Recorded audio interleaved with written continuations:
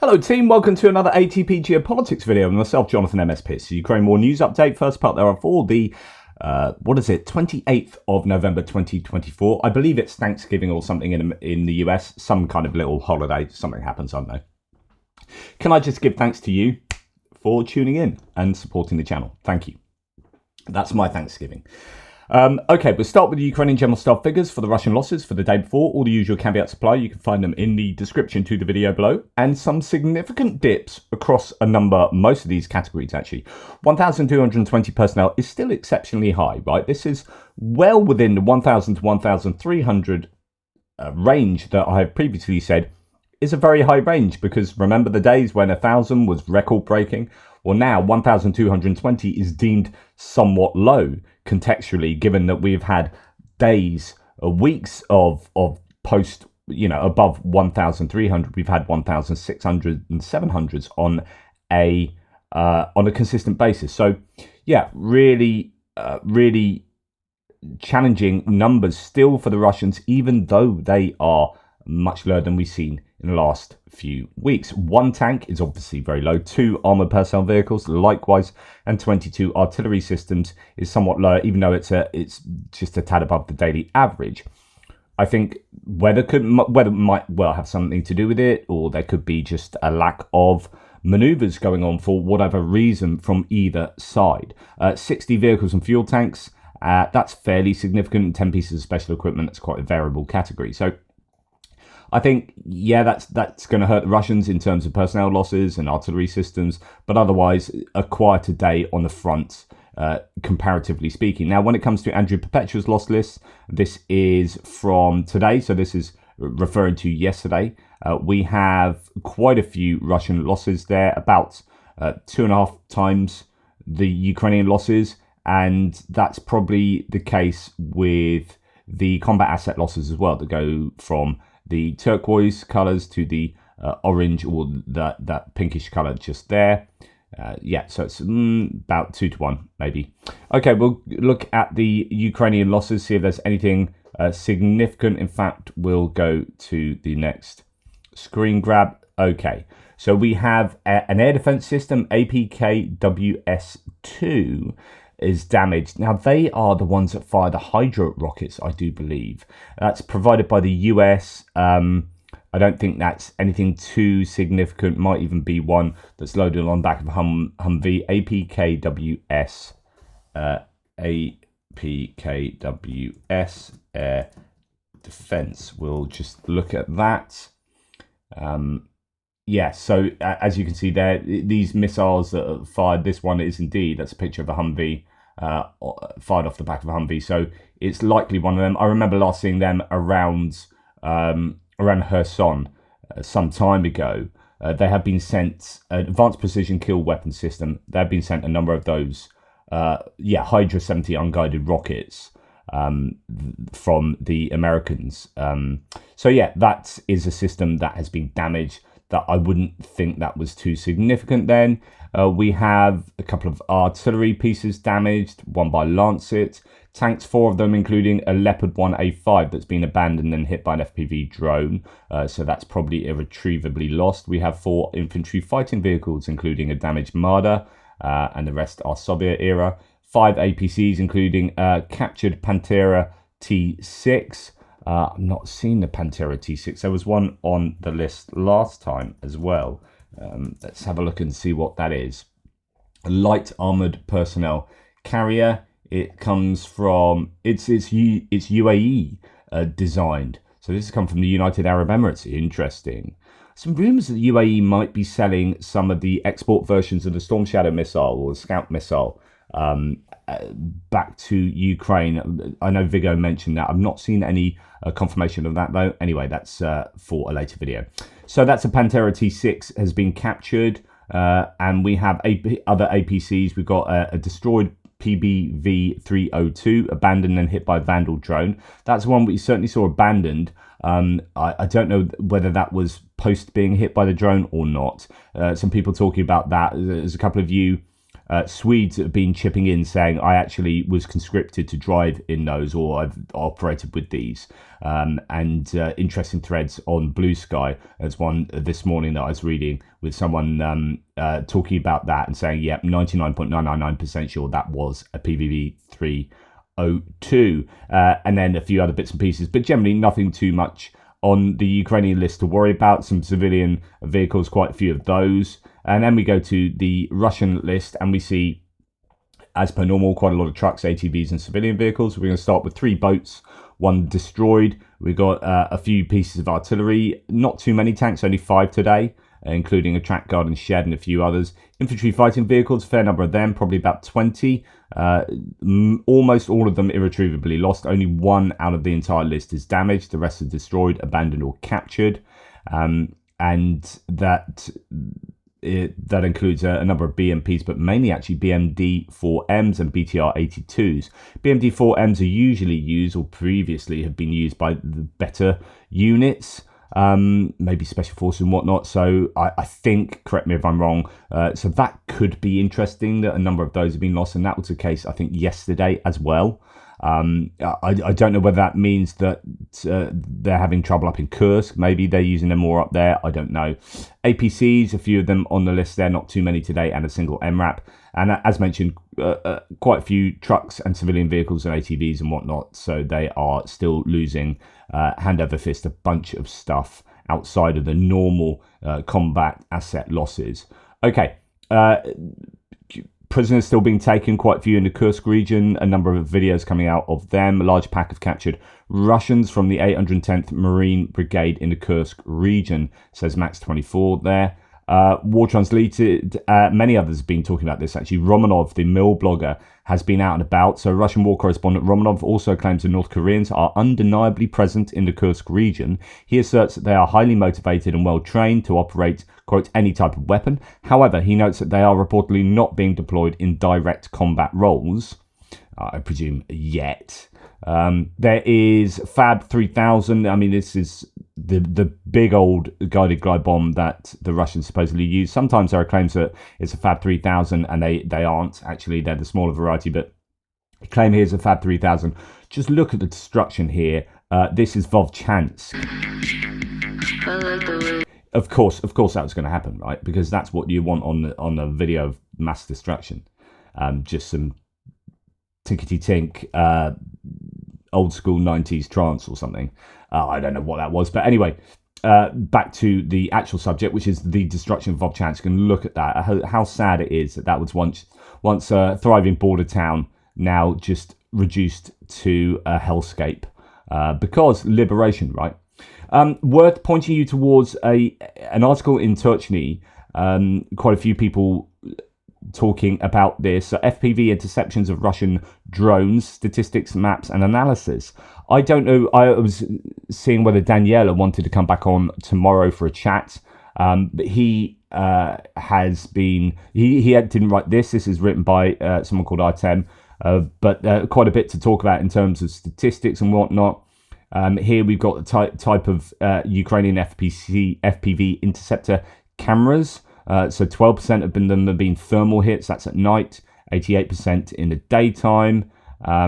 Russian drone model interceptions. So most of them are Zalas. Then Supercam is the next most common, and then Orlan. So at the beginning of the war, Orlan 10s and Orlan 30s were the most common. This is actually Orlan 30 there.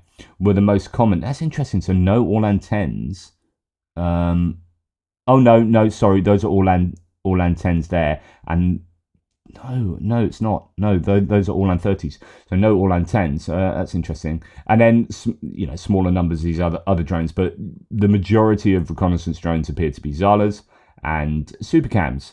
And we've seen a number of these bits of footage, but it's interesting to check out the statistics, and you can go and do that over at Trolley. Please go and support their work. Please go and check out everything they write, and they are an absolutely fantastic resource for the war in Ukraine. And also worth noting that Chris from Clockwork Design helps out with all of their infographics, and he's one that's designed t-shirts and caps and stuff for me. So thank you so much to Chris for all the valuable help that you give to Tuchny particularly. Okay, Tim White talking about Russia on fire, an industrial building burns in Moscow, roof collapse at the site of Klimovsk, about 45 kilometers due south of Moscow.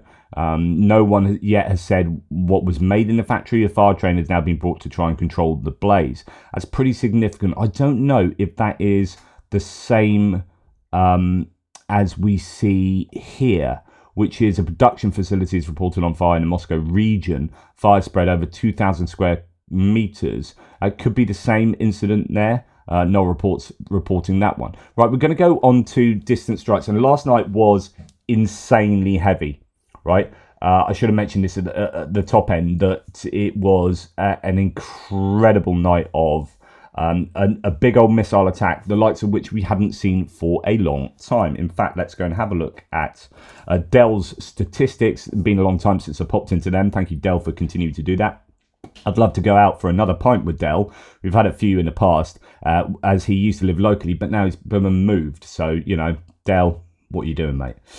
Okay, so let's look at the cruise missiles. Now, remember that these statistics are interceptions of cruise missiles. I need to get that out the way of my face, which I think I've just about done. Now, you can forget the beginning of the war when there were not decent statistics for the missiles sent. So actually there were loads of missiles sent at this period. Really, you want to start from here, where there were consistent barrages of missiles, and that probably went right through to the beginning of the war.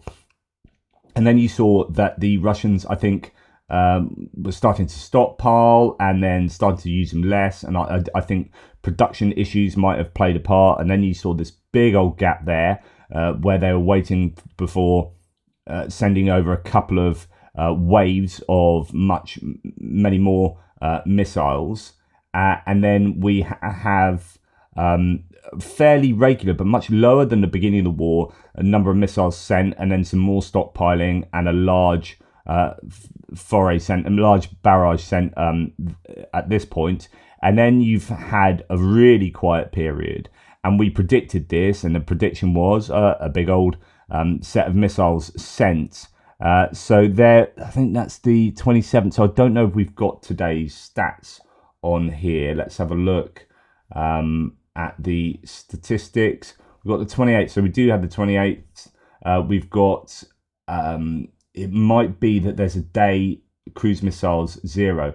Yes, so this will pop up in tomorrow's statistics, because they don't always, as you see from today's stats, there are no cruise missiles. That's because they cut off the tallying of the statistics at some point in the night, and then if the cruise missiles come after that, then you're not going to catch them.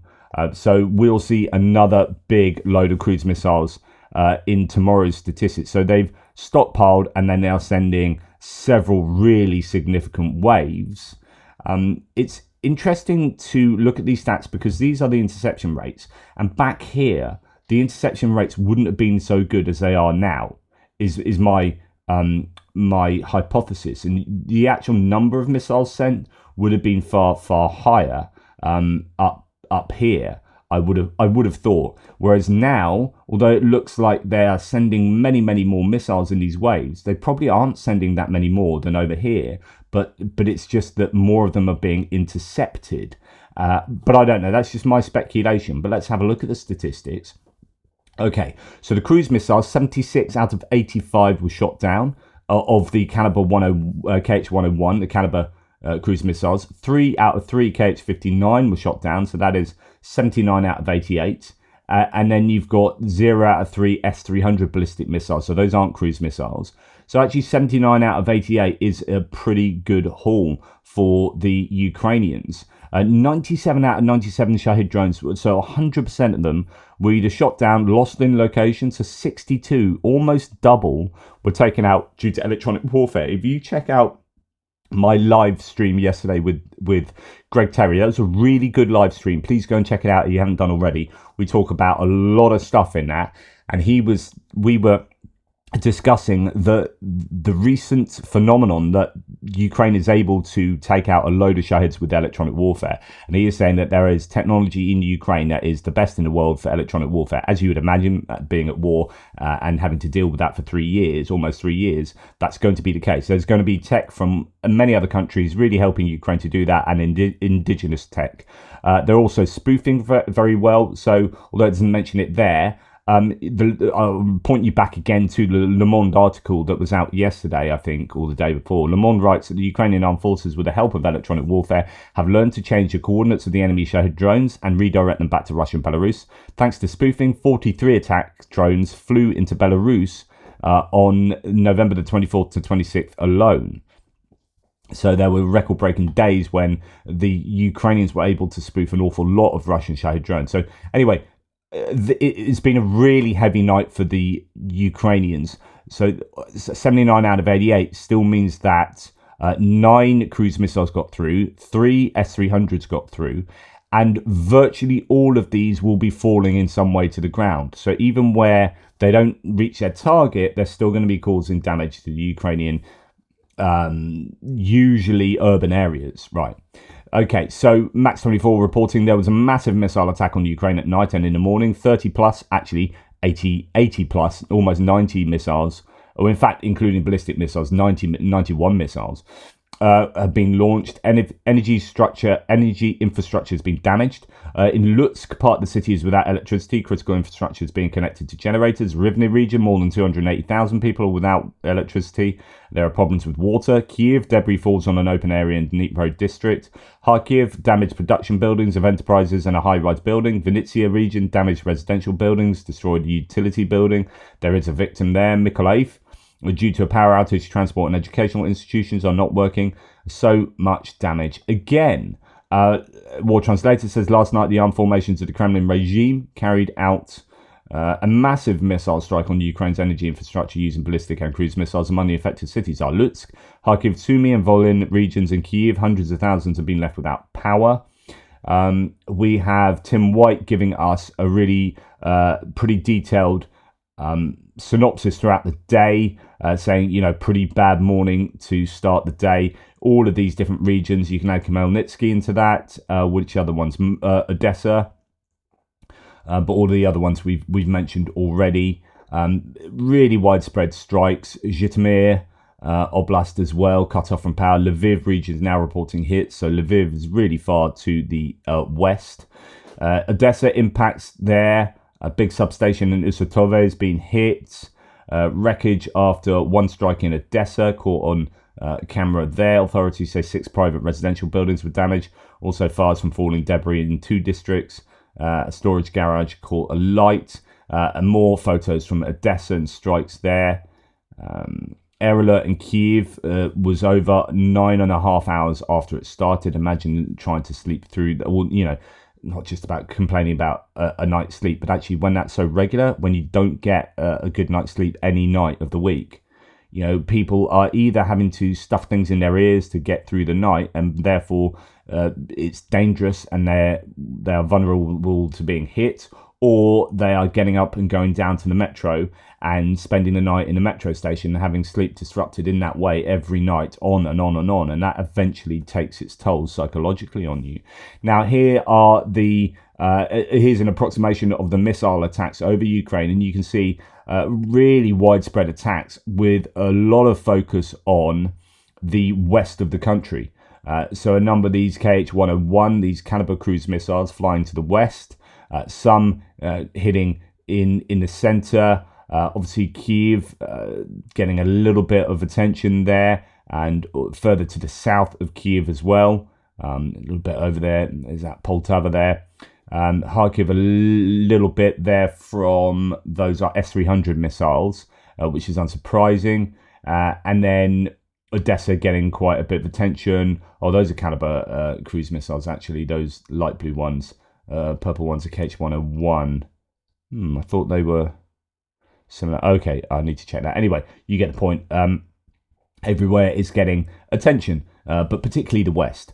So no report says in several regions, Caliber cruise missile strike with cluster munitions. That was recorded specifically on civilian infrastructure. These cluster parts make it much more difficult for our rescuers and energy workers to eliminate the consequences of the impact, according to Zelensky himself this morning.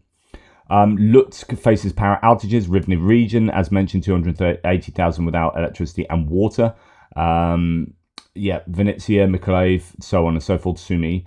Now, Ukraine has been forced to implement emergency power shutdowns this morning after that massive Russian missile attack and drone attack on key energy infrastructure and cities across the country. So that is to be expected, but it is indicative of the seriousness of the attack. In the coming weeks, Lviv region, so that's again right over in the west, will have to live with strict power schedules, according to Andriy Hodik, the deputy head of the Lviv Regional Military Administration, saying on the attack, Russia targeted 2 critical infrastructure facilities in the region. We have had, on the other hand, Ukraine hitting into Russia, Krasnodar Krai, and the Rostov Oblast, so just over, really, if you're talking the Kerch Strait and the Kerch Bridge there goes over into Krasnodar, and then further to the north, you've got Rostov, which is, if you were to carry on going east from Berdyansk and Mariupol, you get to Rostov. So both of those areas, fairly close to Ukraine, have been hit with drones last night. The extent and effectiveness of the attacks remain unclear. No official comments from Ukraine. This has been the case quite a lot recently. I don't know whether Ukrainian drone and missile attacks have been ineffective, and that's why we're not hearing of too much detail of them, or whether the Russians are doing a good job with operational security, or the Ukrainians are doing a job with operational security, don't want to let on how much damage is being done, or we just, simply don't know. So that whole range of possibilities, the Ukrainians have been doing quite a few strikes on consecutive nights. We just don't know the exact details of the battle damage assessment. Definitely need that tea break. Okay, moving on from there. Actually, staying on that topic, Krasnodar Krai, there is video evidence of strikes taking place in Krasnodar Krai, caught on camera last night. You've got other videos of people within Krasnodar Krai, multiple explosions in Slavyansk on Kuban, Krimsk and Taganrog. So a number of places being struck. As mentioned already, there's somewhere on fire in Moscow. That could be a casual smoker, could be sabotage, could be a strike, who knows. Now, there is a little bit of detail we're getting, but not very good satellite imagery here in terms of the resolution. Results of the drone attack on the oil depot in Kaluga on the 25th. So that was 3 nights ago. So of the 10 oil tanks there, 3 are destroyed, 1 is damaged, and 6 are fine. So that's a 40% damage, at least damage rate there for all of those tanks. But then you don't know if there's other unseen damage. Someone else spoke about this on my thread some time ago, that actually the heat damage that can be done isn't necessarily seen. You don't know whether it takes out the whole facility due to kind of connecting pipes and all sorts. So I'm not trying to be hopeful here, but you just don't know. Although there's only 4 destroyed tanks there, or damaged tanks, the whole place might be ineffective or not.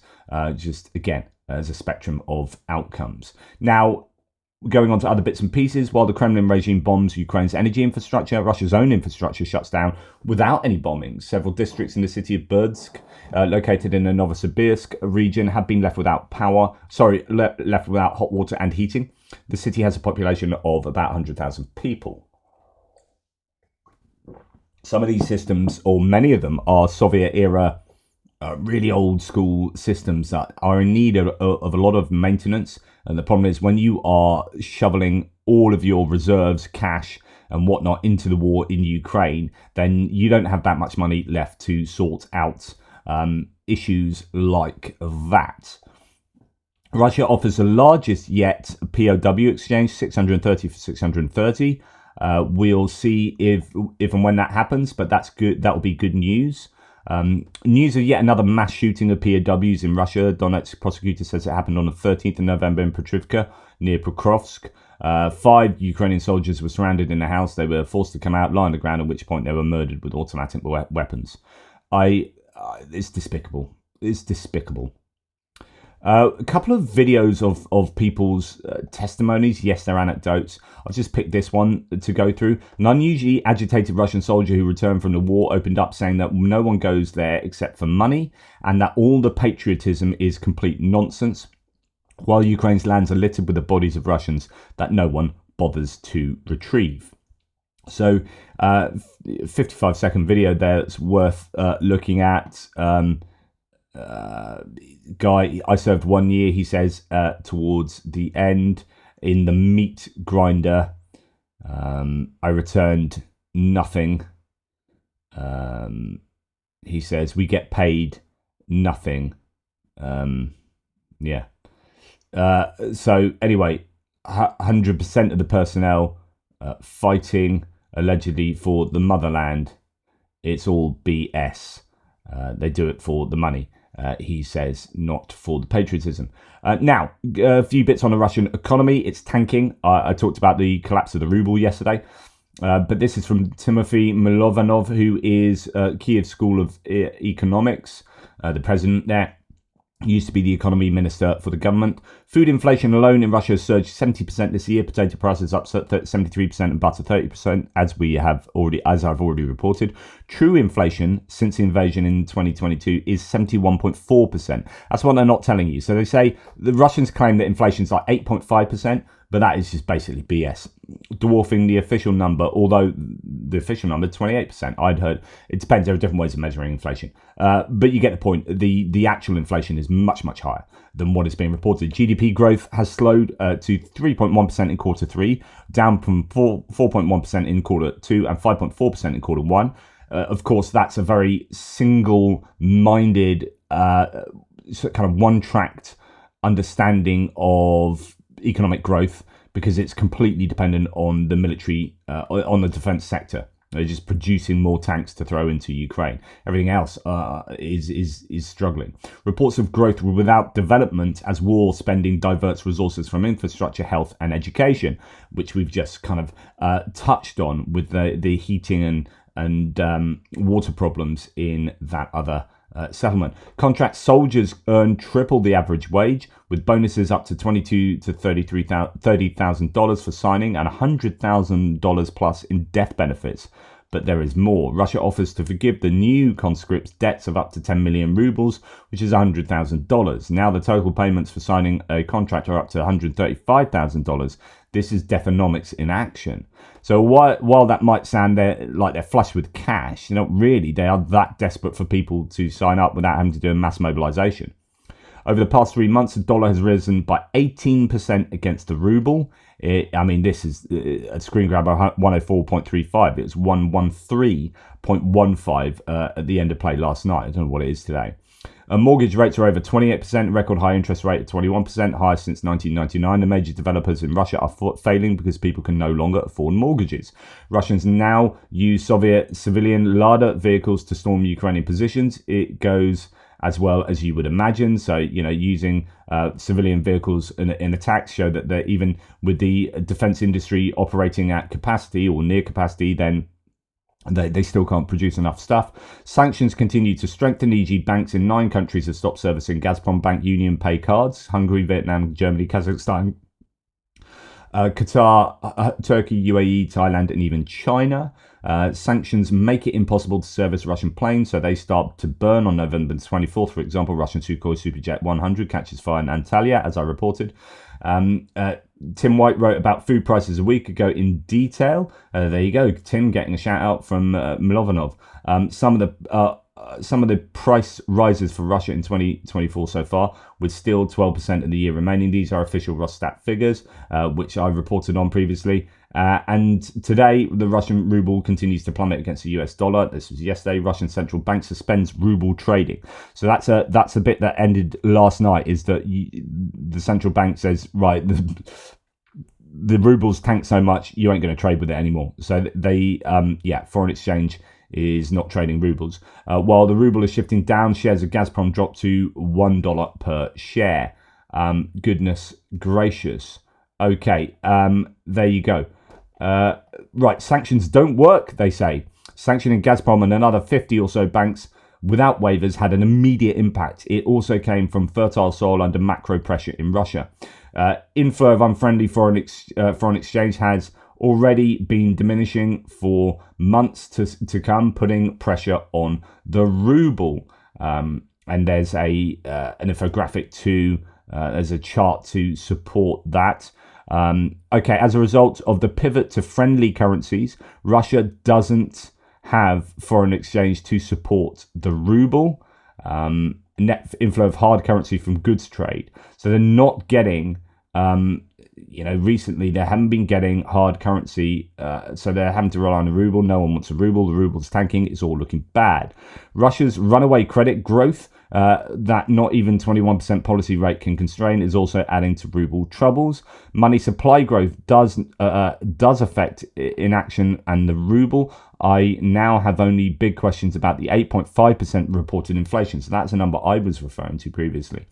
The Bank of Russia suspend FX purchases until the end of 2024 due to the FX pressure. Goodness me, it is not looking good, is it, for the Russian economy?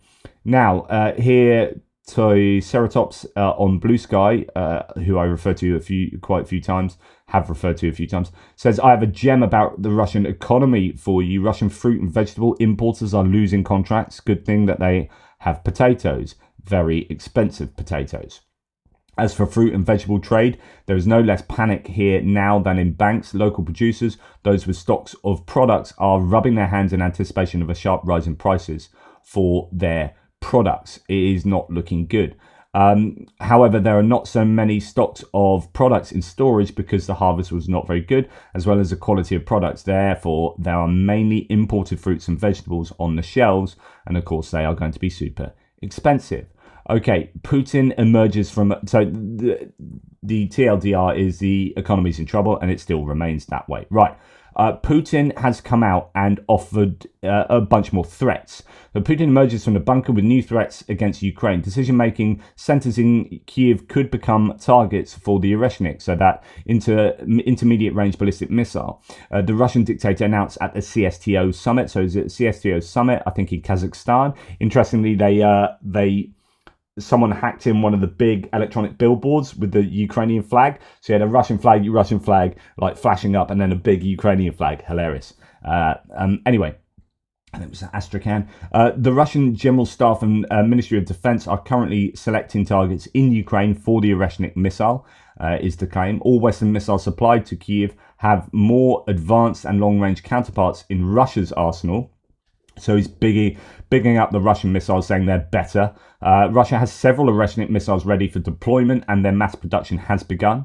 Russia's hypersonic systems have no global equivalents. Additional weapons, including new missile systems, may be developed in the near future. So the Kinzhal, there's nothing as good as the Kinzhal in the world. Putin also referred to Ukraine's government as illegitimate and usurpers. Earlier, former Russian Defense Minister Shoigu stated at the CSTO summit that under Russia's updated nuclear doctrine, its, quote, nuclear umbrella primarily extends to member states of the Collective Security Treaty Organization, so trying to bring them in under that umbrella. Right, just to finish, two things to finish. If you remember, I showed you, this is kind of something that just gave me a bit of amusement. Not necessarily this, it depends how cynical and dark you are.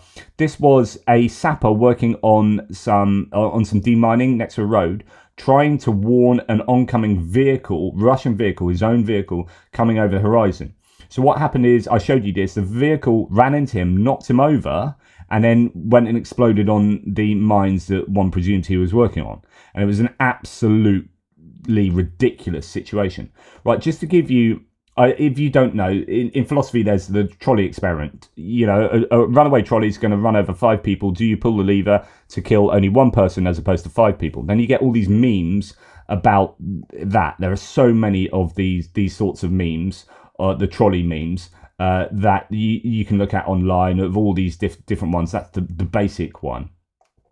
And there are all sorts of different iterations of that. Anyway, my mate sent me this. Thanks, Tom Williamson. Russian trolley problem. A friendly vehicle is speeding down a road you have just mined. If you do nothing, they will hit the mines and blow themselves up. If you attempt to stop them, they will run you over, hit the mines and blow themselves up. Why are they so effing stupid? I just love it because this is a bit of philosophical memery. And I like that. Anyway, that I thought I'd show you that. That's the vaguely amusing stuff. I'm now going to give you something poignant. So Ilya Ponomarenko, the now he's an author, former Kyiv Independent journalist, says, the other day I was giving a ride to an Azov guy I know, and he was like, quote, sometimes I find myself praying that the next shell comes for me and delivers me from this hell on earth. Sometimes Russians on comms don't get it why we laugh as we repel their meat grinder assaults. And we laugh and smile because we're only waiting on them to bring us the sweet death and the eternal calmness in silence. When you're fresh, it's all adrenaline. But when you're exhausted and when you've lost so many friends, you think of death as salvation. Yet, you keep doing what we do. We fight and die for the unthankful. And the 15 days I finally have as my leave is just a joke on us. End quote. Ilya says, heaven forgive us for not being thankful enough for what Ukrainian soldiers have done for us and the entire world all this time.